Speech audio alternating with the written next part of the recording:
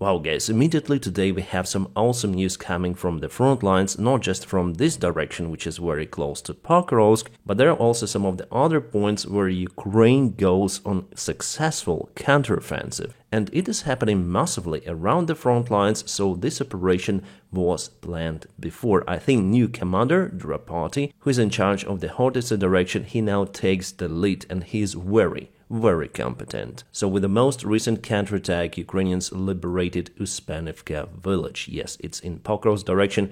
Pokrovsk is over there. And the gray area moved towards Novovasilivka, which is the next settlement on the way actually to cut the Russian forces out entirely in this region. Russians thought that they've created kind of the significant bridgehead to advance to Pokrovsk, to go also maybe westbound, but we know what happened with the Russian army. Now there is a deep crisis with armored vehicles, supplies, and so on. For many months, Russians continued this attack towards Pokrovsk. They pressed the gas pedal full in. They were pouring more and more reinforcements into this grinder of the endless mid-wave attacks. But the thing is that the Russian army and the Russian resources, they are not infinite. So now we have the moment that they do not have enough army men and volunteers to cover their losses, and they don't have enough military production of the modern tanks and BMPs to replace their losses accordingly. And that would slow down the Russian army significantly for the last couple of months, especially for the last couple of weeks. And we cannot even say that Russia has the advantage over Ukraine in many of the areas, in many of the points of the front line. Yeah, by the way, my friends, hello and welcome. My name is Dennis, and this is the latest update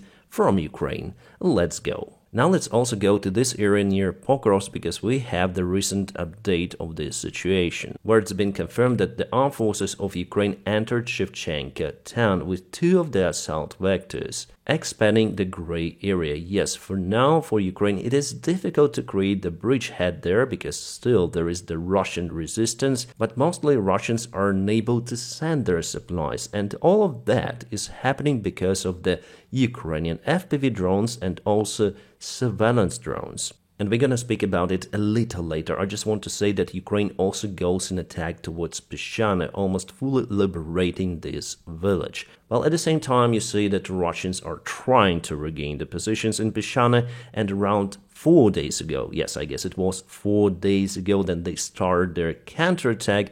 However, it had just limited success, and today Ukraine pushed them even further. So, about the drones, which Ukrainian army absolutely mastered. They're now flying everywhere, like there are no dozens, there are not hundreds, there are thousands of the drones. And on this map, yes, here we understand that Ukraine is attacking from all of the sides towards different settlements and towards Lysivka as well. But look at this spot, which is quite far away from the front lines. Here you may see a Ukrainian drone and lots of the destroyed Russian armored vehicles, which probably went from Solidova in attempt to reach Ukrainian positions, but they were not able to do it because they were captured by the FPV drones. The same story happens with this Russian tank. And if we click on this map, by the way, this map is being created by Michael Sandesri Analytic. He does a fantastic job keeping us updated on what is happening on the front line. So the link for his Twitter I'm gonna put in the video description just below, and there you may find this fantastic map with recent updates, and he's a very good analytic. So let's go to this link and let's check out what happens usually with the Russian vehicles. As you can see, yes, it's a big kaboom as usual. Ukrainian army just mastered, as I told you before, the tactics using FPV drones, and there are thousands of those flying. The Russian soldiers are just scared to be at the front line because they heard this massive sound. Those are like mosquitoes flying everywhere, hitting infantry and vehicles. And you know what? Ukraine was actually forced to make these tactics happening because it was always in lack of the standard military equipment like artillery, tanks, and so on. On the other hand, Russia has everything. They have more tanks, they have more artillery systems and artillery shells which were delivered by their friends in North Korea. Many more shells compared to what Ukraine got from its allies. So for Ukraine, it's very important to use a very cheap and precise method to deliver artillery shells right into the Russian positions vehicles and so on. And that's why Ukraine started the massive production of the FPV drones. So Ukraine continued to develop and upgrade those. Ukraine has its own separate regiments and brigades which are specially trained to operate those drones. So Ukraine went all in with these tactics, and as we see, it works. Drones became really a nightmare for the Russian soldiers. Most of the Russians report that they do not even see Ukrainian positions. They do not fire. They do not even have any sort of the opportunity because they're being caputed on the way to reach Ukrainian positions in most of the cases. Like, if Ukraine sees that the drones are not enough to stop particular Russian convoys or mid-wave attacks, Ukrainian drone operators and Ukrainian forces are usually leaving the positions, minimizing losses and exchanging the ground for more of the Russian losses. Because next you have the other defense line, also with the drone operators who target now the previously left Ukrainian position occupied by Russians. That's the tactics. And it works. Well, you may say that Russians are also using their FPV drones. Well, I agree with you. It is still a major power from both of the sides. But what Ukraine does with its drones, as I said to you before, if you remember, Ukraine constantly upgrade and update its drones production, so evolving, introducing new technologies much faster. I remember how roughly 2 years ago Russians filmed this kind of the video showing lots of the FPV drones, trying to show how powerful they are and lower morale of Ukrainian defenders. But this amount of the drones is being used not just for a single day right now, it's being used for hours. That's the scale of the drone fight of modern day war. And now those drones are mainly useless because they're modern day drone jammers also used by Ukrainian side. So we have to always come out with something really new, like automatic frequency changer drones, fiber optic cable drones and so on. This is the absolutely endless field of maneuver, but Russia is stuck there. Because, you know, this clerk is the Russian defense minister. He has never served in the Soviet or Russian armies. He doesn't understand a thing and unable to organize and optimize the Russian drone production. What Russia produces now is already ancient if we speak about the modern-day drone production, even though China helps Russia a lot with the spare parts. But I would say it's not the secret really, but without China, Ukraine wouldn't be able to obtain drone parts either. Ukraine finds the ways to receive those parts to its army, and China, well, if it wanted, it would cut those supplies, and China said before that they are willing to cut those supplies for any sort of the military usage. However, somehow Ukraine receives those parts, so China continued to export them wildly to both of the sides, to Russia and Ukraine. So in a way, with all of the military support now being halted by the United States of America, and today they've also announced that they've cut intelligence or surveillance data coming to Ukraine, well, now Ukraine receives more support actually from China than United States of America. What can I say? Miracles are everywhere. Guys, somehow my previous videos received views less than usual, I would say. Well, I understand that you are probably tired about Trump's topic or something, but I want to tell you here in this video as well about the importance of our sponsor, the Ground News, where you can find all of the information around the world. And by the way, Trump already announces 1 month's delay of Canada-Mexico tariffs, but only for automakers. I understand that Donald Trump is just destroying relations and its own economy, but probably society of the United States should learn this hard way and not to vote for those freaks once again. Well, anyways, for us, Ukraine is the most important since you are a viewer of the pro-Ukrainian channel which reviews the war. That's why Ground News has a dedicated chapter for the war in Ukraine, where you may find all of the recent information. For example, we have it from the CIA director. He says that the United States has posed intelligence support to Ukraine. That's what I say to you. So, in fact, we have nothing coming from the United States of America to support Ukrainian military for this particular hour. What happens tomorrow? No one knows. So again, you can click on this particular article. For example, you may check all of the information about it, major news reports. You see how many of the news agencies reported about this stuff. And by the way, my friends, you may find the ground news with my personal link, ground.news/Dennis, in the video description just below. They're just collecting the news and giving them to you in the most efficient way, so you'll not miss anything. And I personally pay for my own subscription for the ground news because I want to support the team, because they support me as well with a sponsorship for this video. And you may support me also subscribing for the ground news. Again, the link is in the video description just below. They've been the constant sponsor, and we achieved lots of the goals on this channel with the ground news. And let's go back to the front lines. I guess you understand why Russia now has those tremendous losses, even behind the front lines. You know, Russian Z-Patriots were waiting how they break through Ukrainian front lines.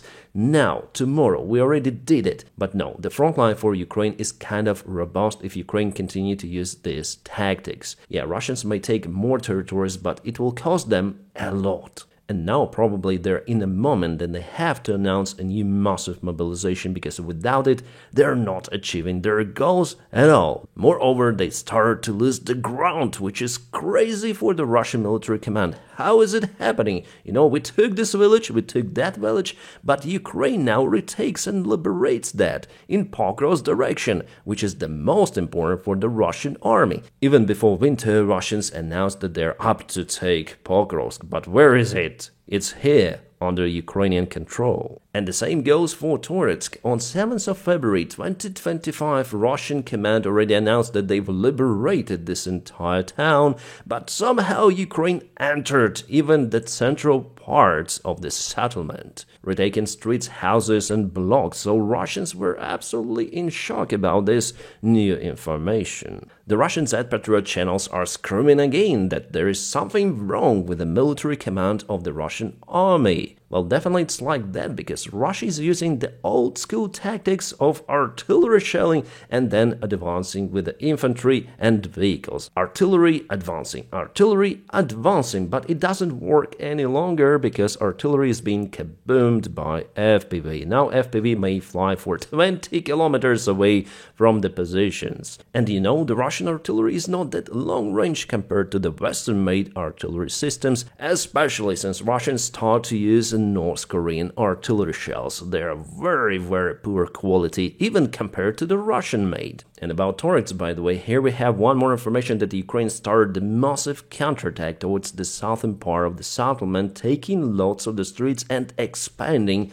the gray area. So Russians here are quite frustrated. They don't know where the next counterattack would come from. For them it's total madness, because they have the supply crisis. They cannot change the supply lines very, very fast to back up their army, especially under Ukrainian drone fire, constant drone fire. And that's why Russians are basically forced to leave their positions even in those kind of the areas which are very important for Russians. And now let's go to the Kupiansk front line of the Kharkiv region, where Ukraine also liberated some of the ground. So this is the latest update, where Ukraine started the counteroffensive towards Zapadne village in Kharkiv direction. At the same time, yes, losing some of the vehicles. Maybe a single vehicle was lost, but you always lose more than you're on offensive. So yes, Ukraine still has losses. The war is impossible without losses, unfortunately. But Russians, as usual, lose more, and here they were forced even to leave the positions.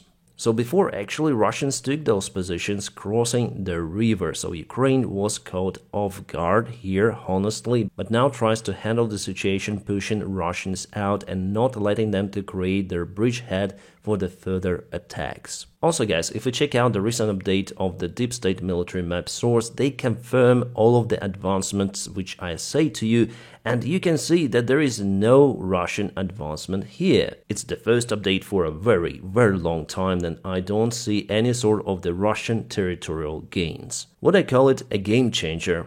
Probably. But unfortunately, at the same moment, a country called USA, and to be more particular, Orange Buffoon, who controls that country as pure dictator, cuts military and intelligence support for Ukraine completely, which in its turn saves the Russian army. So it's the moment where Ukraine could take the lead, or maybe it may take the lead, but Trump does everything possible to save the Russian army. It's not the coincidence, guys. It's not. I do not believe that. Then by the time their counterattack started, military support was cancelled. No, it's something not right here. So now USA plays, unfortunately, in favor of our enemies. Well, the major problem now Ukraine is facing with is to obtain this information, which shows the Russian ballistic missiles, cruise missiles, and drones, which regularly hit the Ukrainian civilian and military infrastructure. And as experts say, without American intelligence, it's absolutely impossible to get this information alive. So people in Ukraine are now just being exposed to the strikes which might happen at any moment,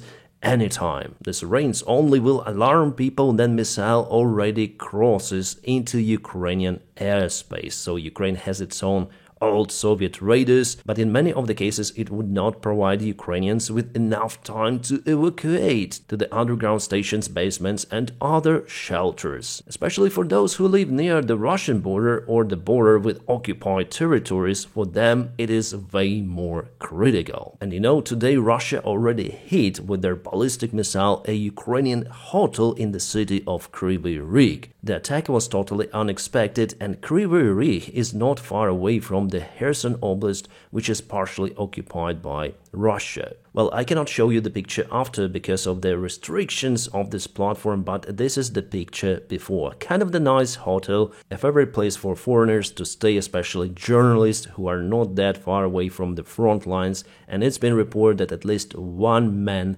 lost his life. And several of the people were delivered to the local hospitals, some with severe wounds. Well, at least for now we have those figures, but those might change. That is what Donald Trump actually does in Ukraine. He cuts all of the intelligence service, all of the military supplies, everything for Russia to continue the massacres in Ukraine. As you can see, it increases casualties for sure. Moreover, Ukraine will run out of the Patriot missiles, which help Ukraine to fight against the Russian ballistic missiles. In this case, my friends, it was indeed a ballistic missile. Alright guys, now about political news which touch us a lot, and the statements of a French president, Emmanuel Macron, which he addressed to nation today. Guys, you just cannot imagine how good it is to speak about other political leaders, like sane leaders, compared to Donald Trump. So I have the list here of the statements of President Macron, which he pointed out today. He says that Europe enters a new age where the threat from Russia expands to all of us. So Macron here tells to us that Russia till 2030 may mobilize up to 3 million soldiers and produce up to 4,000 tanks. Well, most of the tanks are being put in Ukraine right now, so those are not the direct threat for Europe, but in future those could be. He also added that France, together with other allies, will continue the support of Ukraine no matter what, till Ukraine reaches the peace agreement with Russia, but here he says on Ukrainian demands, not on Russian ones. The main Russian demand is to get Ukraine under control and displace Zelensky, occupy more territories, and put the puppet government in Ukraine. That's why Macron says that the peace following the Russian demands is just not possible. That's what Donald Trump doesn't understand here. Again, we're speaking about that orange guy. We cannot trust Russia because it broke the Minsk agreements. Actually, it happened like that, yes. And we also should prepare that the United States of America will not be on our side. That's the most concerning part for me, my friends. So United States absolutely changes its priorities, being not the enemy but not a friend for sure. There will be decision taken to boost the European defense. And yeah, United States of America might apply some of the tariffs on European Union countries. We expect that. France also starts consultations to expand the nuclear defense to other countries, European countries, obviously. And there's going to be a meeting of the Joint Command of the European Union countries. So they'll decide the next steps for Europe to be secured, and the main factor for the European security, well, for now, it's a Ukrainian army. So the military support of Ukraine will continue. Guys, there were some other news, especially about this guy, but as I told you before, I don't want to talk a lot about him today, and his speech in Congress, well, it was his standard rally speech. There were just a few of the differences. It doesn't even require our attention. The fact is the fact: the United States is turning away from supporting Ukraine, and it supports the Russian rhetorics. We have what we have. Interesting, we have the news from CBS published right now. They say that not all of the intelligence was cut for Ukraine, but what in particular? They say intelligence for defense is still out there, but what defense? Will Ukraine obtain the information about Russian missiles entering its airspace? Well, for now, no any source may say it by 100%. We'll see what happens tomorrow. And now, my friends, please don't forget to check out my personal link in the video description just below, where you may subscribe for the ground news, and by doing so, you also support the job that I do here on YouTube. Ground News is the awesome sponsor of this channel, long-term sponsor, and I always work with approved companies like Ground News. And as usual, I wish you all a peaceful sky wherever you are, and have a great time.